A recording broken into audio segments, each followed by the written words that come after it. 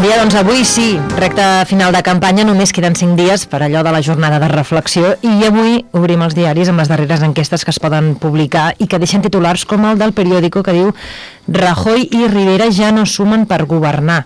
Joan Rangel, candidat del PSC al Congrés, benvingut. Gràcies, bon dia. Bona notícia aquesta, aquest titular. I bona ni mala, jo de les enquestes ja fa temps que no en faig cas, perquè estic convençut de que les enquestes, així com abans podien servir per informar el que opinava la gent i per tant fer-se una idea de per on anaven els trets, avui en dia crec que moltes d'elles són interessades. Les cuines van a tot gas. En aquest país som un país d'una bona gastronomia i sembla que això s'ha empeltat en altres àmbits de la vida. Però ni quan els hi va bé, perquè ara, per exemple... Mira, jo el que crec és amb el treball, l'explicació del treball fet, amb les propostes i que la gent discerneixi. Això és molt important, com és important el paper que feu els mitjans de comunicació, de traslladar als ciutadans doncs, quines són les nostres propostes, les nostres reflexions, i com veiem com han de tirar les coses perquè hi hagi una convivència pacífica i que la política faci la seva funció. Doncs, les enquestes, de veritat, m'interessen poc, entre altres coses, perquè últimament s'han equivocat massa. Vinga, doncs anem a parlar de propostes amb en Joan Rangel avui, que és un polític bregat i que deia vaja, les enquestes me les crec però poc i crec en les propostes, però el veiem abraonat, aquest cap de setmana aquí a Mataró, en aquest acte que van fer els socialistes al Tecnocampus. Es referia al Partit Popular com un càncer, com que la dreta amb la seva desigualtat mata, va dir. Vaig dir que el Partit Popular representava els dos grans problemes que té la nostra societat avui en dia, la societat democràtica, la societat que ha sigut capaç de construir l'estat del benestar, que eren la desigualtat, per una banda, que està destruint les classes mitjanes, està empobrint la classe treballadora i està fent que la gent no tingui una perspectiva de futur clara. És ben trist que els nostres fills parlin de quin país emigraran. Jo tinc dues filles, una que té 19 anys, que està fent segon de dret, i una que en té 16. I la conversa que tenen és a quin país se n'aniran, i això és molt trist, perquè un país que no té oportunitats, que genera cada cop més desigualtat, que la gent que treballa veu que no pot arribar a final de mes, inclús treballant, i que se sent explotada, la desigualtat el que mata, no només perquè també s'estan detraient recursos de la sanitat pública i poden provocar morts indesitjades, sinó mata la il·lusió, mata l'esperança. Doncs anem a les propostes que fa el Partit Socialista de cara a aquestes eleccions generals que tindran lloc diumenge i que van orientades, entenem, justament a pal·liar aquestes desigualtats. Per exemple, en matèria d'educació proposen ampliar l'educació obligatòria dels 0 als 18 anys. Sí. Això és molt car. Bé, nosaltres... Bueno, és car o depèn de amb quina mentalitat s'aborden les coses, m'entens? Per tant, a llarg plaç. Esclar, la mentalitat amb la que s'aborden les coses i el projecte final és determinant, i això no s'explica. Massa sovint estem acostumats a explicar mesures diguem-ne, sense el context que és un projecte polític, de quin és el model econòmic que pretenem impulsar, que creiem necessari i desitjable, i quin és el model social. Per tant, què hi ha en el fons d'aquesta proposta? Hi ha una aposta per la igualtat, perquè l'educació sempre ha estat el gran camp de batalla on s'ha diferenciat el que tradicionalment s'ha conegut i es coneix encara que alguns ho neguin com la dreta, que valora la desigualtat com un estat natural de les coses. Jo vaig posar l'exemple, alguna vegada l'he posat, de Mariano Rajoy, que quan era jovenet, més jovenet, va escriure un article en el Faro de Vigo en el que parlava de los hijos de la buena família i deia que la desigualtat és l'estat natural de la societat, perquè uns neixen de bona cuna i els altres s'han d'espavilar i s'han de resignar al destí de fills de la classe treballadora, i que per tant les polítiques redistributives era antinatura, ho deia textualment. I en canvi els socialistes, si hem nascut en política a finals del segle XIX i en el marc de la revolució industrial, va ser per defensar els interessos dels treballadors, i un dels valors més importants que defineix la proposta d'esquerres i del socialisme democràtic i de la socialdemocràcia, que és la que ha construït l'estat del benestar, és la igualtat d'oportunitats, i l'educació és fonamental. Mira, t'explicaré una anècdota. En el meu poble, quan jo era alcalde jovenet, Caldetes. a Caldetes, hi havia un senyor, un terratinent d'aquests de tota la vida, que amb un atac de sinceritat em va dir una cosa que defineix aquesta filosofia de la dreta de la desigualtat. I em va dir, el pitjor que hem pogut fer nosaltres, referia als senyors conservadors, és donar estudis als fills dels treballadors, perquè així no els podem fotre tan bé. A quin any era això? Era als anys 80. Era als anys 80. Però és que, jo no sé, la gent s'hi recorda què va passar quan va esdevenir la República en l'any 31. Una de les primeres coses que va fer la República va ser inaugurar un munt d'escoles i escolaritzar a fills de la classe treballadora. Les cases del poble del socialisme en el conjunt d'Espanya eren llocs d'alfabetització de la gent. És a dir, aquesta ha estat una batalla eterna. I ara jo tinc una filla a la universitat i quan hi pugui tenir la segona no sé si hauré d'optar a veure si pot estudiar o no estudis universitaris, perquè el preu de les matrícules s'ha disparat i això no és gratuït, no és perquè sí. Per tant, l'educació no és una despesa, és una inversió. És una inversió de futur. I qui no vulgui entendre així és que està defensant un altre model. No només passa per el tema econòmic l'educació, jo li preguntava, això és molt car de 0 a 18 anys, però evidentment el que em deia, no? És una inversió de futur, però a part no només això, sinó que proposen, per exemple, derogar la LOMCE. Sí, perquè és una llei que discrimina. És una llei plantejada com una cursa, en la que sempre els que tenen més condicions per raó dels seus orígens familiars arriben primers. Mira, la meva dona és mestra i treballa en una escola des de fa 40 anys. I ha notat com les polítiques de retallades estan fent que molts nanos de famílies humils o desestructurades es quedin pel camí. Per què? Perquè ni ells tenen els recursos del reforç a classe quan un nano va malament, i a casa seva, en lloc de poder pagar classes de reforç o els pares dedicar-se'n als fills, no s'hi dediquen. I aquests nanos estan condemnats a sortir del sistema i al fracàs escolar. Per tant, això és molt important. La seva dona és mestra, els mestres es queixen de que no han comptat amb ells a l'hora de fer reformes educatives. Els socialistes pensen fer una nova reforma comptant amb el sector, amb els mestres, amb els professors? És que això és bàsic en la política, i jo crec que no només som nosaltres, sinó molts partits polítics, però sobretot les col·lectivitats vinculades directament a l'escola, els pares i mares, els mestres, estan absolutament en contra d'aquesta llei que ha aprovat la dreta i que l'ha aprovat aplicant els principis de la seva ideologia, i això és el que a vegades no ens n'adonem. I si hi ha hagut tanta batalla amb les lleis educatives a Espanya és perquè cada vegada que ha governat la dreta el que ha volgut és tornar a aplicar la seva ideologia i discriminar des de l'escola. Quin paper ha de tenir la religió en tot plegat? La religió és una qüestió privada. Per tant, ha d'estar fora del... Evidentment, cadascú pot professar la religió que cregui convenient, però a l'escola s'ha d'educar en valors. S'ha d'educar en valors. L'educació per la ciutadania o qualsevol altra cosa que signifiqui el mateix és importantíssim, igual que les matèries que són objecte d'avaluació, però la religió com a assignatura més avaluable no té cap mena de sentit avui en dia. Em parlava de les seves filles i que miraven a quin país hauran d'anar de cara a desenvolupar-se, però hem de facilitar als joves que puguin estudiar fora, com ho fan altres joves que venen aquí i que els seus respectius governs els ajuden molt econòmicament. Evidentment, perquè avui en dia, si no entenem una cosa, estem equivocats. Almenys des de l'esquerra ho hem de tenir molt clar. A l'espai natural en el que ens hem de desenvolupar econòmica i socialment es diu Europa. Europa ja no té fronteres, però Europa té una construcció a mitges, i en parlem molt poc en aquestes eleccions d'Europa.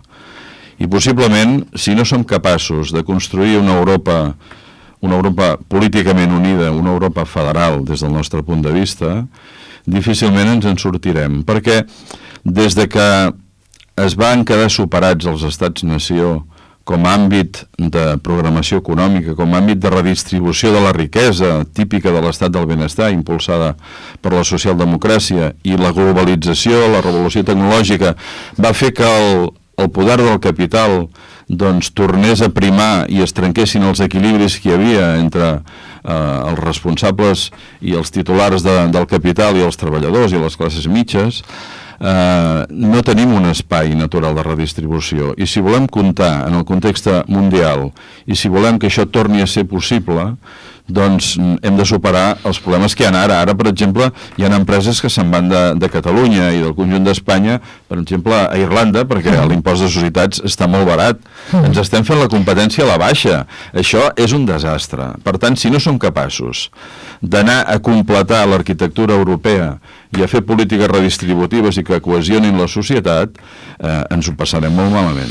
Estàvem parlant d'educació, ens n'hem anat a Europa. Parlem d'un altre tema que també surt molt aquest sí en aquesta campanya, que és la regeneració i la lluita contra la corrupció. De fet, el Partit Socialista té propostes en el seu programa electoral al voltant d'aquest tema. Però deixi'm que li pregunti, vostè que políticament ha format part de la Comissió Local de la Federació Espanyola de Municipis, ha estat vicepresident de la Diputació de Barcelona, alcalde de Caldes d'Estrac, delegat del govern a Catalunya, diputat al Congrés. Quants anys fa que està en política, senyor Rangel? Doncs vaig començar als 29 anys i he fet de polític amateur durant molts anys. I com concep, per tant, abans, el que s'anomena... Abans havia tingut experiència professional, cosa que molts polítics d'ara no poden dir. Ara ja anirem a aquest tema, però com concep la regeneració política d'una persona que s'hi ha estat tant temps? Doncs precisament actuant d'acord amb els teus valors i tenint en compte que has de servir a la societat i a l'interès general. I això pot passar als 15 anys, als 20 anys o als 60 anys. Per tant, no hi ha d'haver un topall. A veure, la gent el que ha de tenir molt clar és que mentre se sentin útils i la gent els percebi com a útils i actuïn d'acord amb aquests valors i de manera neta i transparent, el topall se l'han de marcar ells mateixos o els hi ha de marcar la gent. Jo dels llocs normalment me n'he anat. Vaig ser alcalde del meu poble durant molts anys, en un poble precisament que votava a la dreta sempre a totes les eleccions excepte les municipals. I això vol dir alguna cosa. Vol dir que la gent valorava la feina que feia i els hi deien als meus, miren aquí, nosaltres per aprovar hem de treure notable.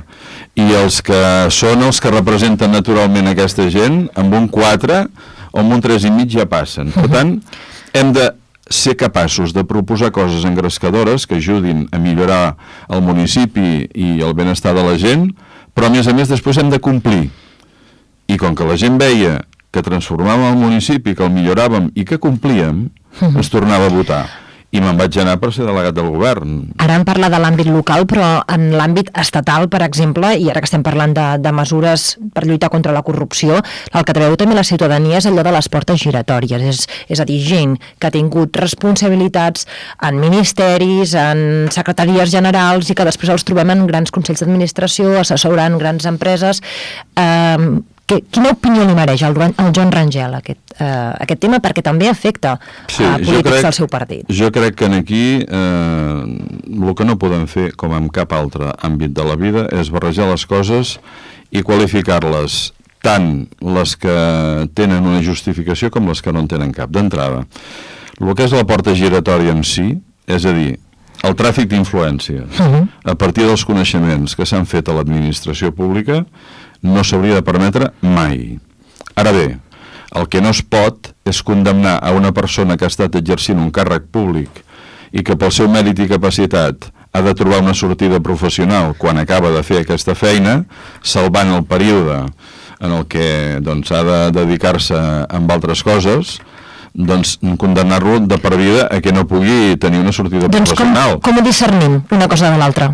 Home, exactament, sapiguem quins són els terminis en els que un no pot treballar en una empresa o per una activitat que pugui generar sospites de tràfic d'influències i després controlant exactament si això es produeix o no, però això s'ha de regular. És a dir, el que no es pot és dir, com que tots són una colla de xorissos i a més surten del sector públic per anar-se'n a fer negoci en el sector privat, aquí ha d'haver-hi una negativa radical.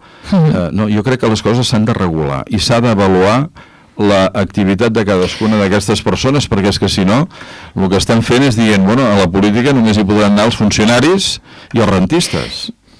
Sí, però jo li pregunto... A veure, sempre s'ha posat d'exemple el Felipe González. Felipe González està en un Consell d'Administració després de 15 anys de deixar de ser president del govern. Però Elena Salgado, per exemple, que va ser ministre, no va trigar pas 15 anys. Doncs segurament a aquesta senyora se li hauria de criticar la sortida que va fer cap al sector privat, i jo ho critico. És a dir, no tinc cap problema. De la mateixa manera que puc criticar la d'altres partits polítics, que segurament abunden molt més, perquè les seves connivències amb els sectors empresarials... Però miri, si parlem de xifres, si parlem de nombres, el Partit Popular i el PSOE estan al capdavant, el Partit Popular per davant del PSOE, en temes amb imputats, amb persones importades que són càrrecs electes. Quina proposta tenen per a aquests... Aquest rànquing d'on te l'heu tret? A mi el que em preocupa, de veritat, el que em preocupa és, primer, i que jo considero que és un càncer, que és un càncer de la política, la corrupció política, que també arrossega l'empresarial i la financera. Això crec que és un càncer. Però nega que és així, nega la dada que li dono. Permetem. Sobretot aquella que està institucionalitzada. És a dir, una cosa és que un polític podria ser corrupte, que això s'ha d'erradicar i s'ha de perseguir, i el primer que ho ha de fer és el mateix partit polític al qual pertany aquesta persona, i per descomptar les autoritats judicials. Però una altra cosa és institucionalitzar la corrupció com a mètode de finançament de partit polític i de persones, i això, avui per avui, desgraciadament, sembla que es diu Gürtel i es diu família Pujol, i es diu Palau de la Música. Això, diguem-ne, jo crec que té un plus... I els EREs d'Andalusia. Segurament també, però diguem-ne que segurament això beneficiava a uns determinats sectors. Però de caràcter general, és a dir, que tingui metàstasi a tot el cos, hi ha aquests dos exemples. Això és absolutament criticable. Sobretot quan des de la presidència del govern surten publicats SMS dirigits en el corrupte que ha estat empresonat i que està acusat de coses molt greus i que no ha negat en molts dels casos, diguent-li que estan fent el que poden i que sigui fort. Això em sembla gravíssim, de la mateixa manera que en el cas de Catalunya doncs tenim tota una família imputada de qui va ser la persona més important des del punt de vista autonòmic. Doncs quina diria que és la mesura més important que proposen vostès perquè això no passi? Home, doncs n'hi ha un grapat. Però sobretot fer que els partits polítics, que això és un tema d'actitud, no és de mesures externes, sàpiguen reaccionar quan hi ha alguna persona que no fa el que ha de fer i treballa pels seus interessos particulars i es corrompeix, i a més que no hi hagi cap mena de dubte de que la transparència faci que els partits polítics no es puguin finançar de forma irregular. I aquí parlem de moltes coses, de l'actitud que ha de tenir els òrgans fiscalitzadors externs, de quina transparència s'ha de tenir perquè la gent hi tingui accés i no hi hagi cap mena de dubtes. Però no ho deixem en el camp de les voluntats i les actituds, sinó també en el camp de la regulació, de mesures i de lleis. Però per moltes mesures que hi hagin, jo crec que les actituds són molt importants, són bàsiques, perquè no caiguem en aquell parany que diem també massa sovint de fet a la llei, fet a la trampa. És a dir, moltes vegades, sense una regulació estricta, però amb una actitud positiva de transparència, es aconsegueixen millors resultats que no han dit per regulacions, però que la gent mira de com se la salta a la torera. I per tant, jo crec més amb la voluntat política d'anar a acabar de forma radical amb aquesta situació de laca, de xacra, de càncer que jo vaig dir ahir, que afecta a la política i a la confiança que la gent ha de tenir amb les institucions polítiques, que no pas amb una hiperregulació, que també la proposem. Jo convido la gent que llegeixi el programa i veuran que hi ha un munt de mesures, però per mi és més important l'actitud. Parlem de feina, que abans al principi de l'entrevista ja s'hi referia. Volen derogar la reforma laboral i, entre altres mesures, volen pujar el salari mínim a 1.000 euros en 2 legislatures. Sí. La reforma laboral respon a un model. A un model que és el de la dreta, per això la van apoyar el grup de Convergència i Unió, no necessitant-ho per la majoria absoluta del Partit Popular. Respon a un model que té a veure amb el model de creixement econòmic. Nosaltres una part importantíssima de la proposta, parlem de la transició econòmica i de la reindustrialització del país, que implica incorporar el coneixement, la recerca, la innovació, i per tant també parlem molt de formació professional i d'educació en general, com a elements de competitivitat de la nostra economia. Però hi ha altres que la visió que tenen és mirar de buscar competitivitat per devaluació de salaris. És a dir, el cost salarial és un dels elements de l'escandall, no?, d'un producte o d'un servei. I aleshores la dreta el que ha apostat és precisament per devaluar els salaris i facilitar que hi hagi un desequilibri entre les parts. S'ha encarregat la negociació col·lectiva. El dret laboral existeix perquè s'entén que els treballadors estan en una posició subordinada dels empresaris i per tant ha d'haver-hi un equilibri entre les parts.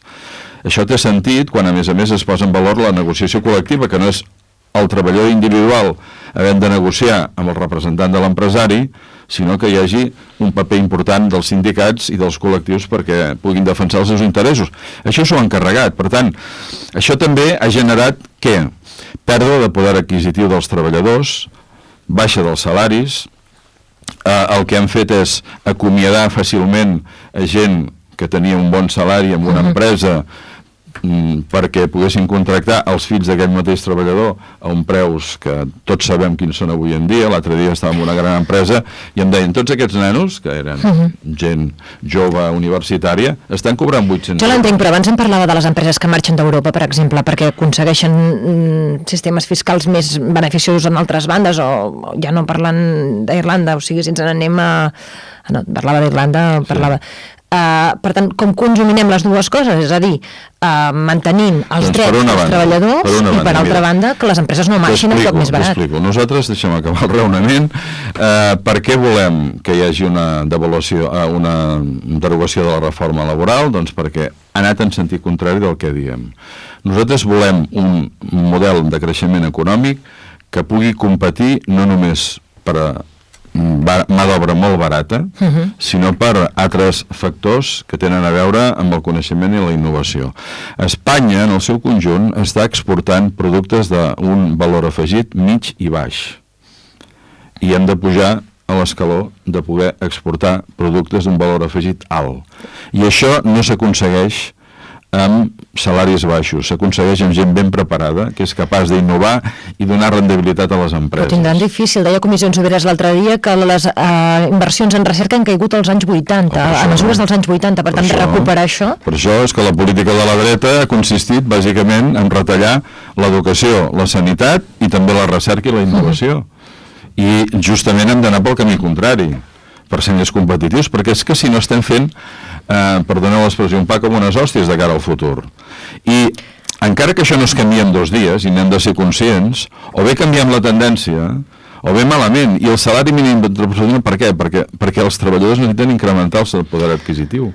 El necessiten incrementar, perquè és que si no estem caient a situacions, com dèiem, d'anys enrere, estem tirant enrere. De molts anys enrere. I en el tema d'Europa, home, doncs, lògicament, si Europa vol tenir un paper en el context mundial, en lloc de competir entre nosaltres mateixos i clavar-nos punyalades, a veure de quina manera la carrera és cap a la regressió, el que hem de fer és tot el contrari.